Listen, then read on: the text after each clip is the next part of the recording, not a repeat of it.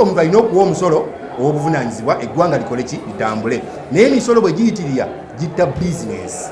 emisolo kati giyitiridde ku level etuuka okutta bizinesi nti abantu bangi babadde mu bizibu bya covid pandemic ne lockdown ate mu kaseera kekamu tugenze mu byokulonda kaseera kekamu oyongeza misolo omuntu wawansi agenda kukosebwa kinene nnyo ku kwongeza amafuta ne bw'oyogerako siringi 10 kimu kyokka bwe kiti multiplier effect ekinaava mu siringi 10 kigenda kukosa sectors zonna nga sente twazewola mu banka wakizibu nnyo omuntu ogende kyana okuswana emitwalo gyoli 10 kyowewolamu batono naye wewoze sente osuubudde ebintu besi ku revenue emaze okubala ate revenue gati soka ogende ku UNBS fetukakasa bulungi nti ekitongole kya UNBS kyandibadde ku booda oba kyekyandisose okugamba nti bino byolesi bya ku mutindo nolwokugenda ku URL.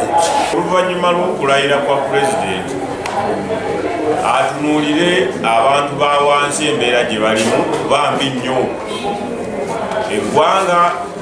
ebyenfuna bigudde olw'embeera ebaddewo adde wansi atunuulire abantu babeere nga bayambwako bizinensi zaabwe zidde engulu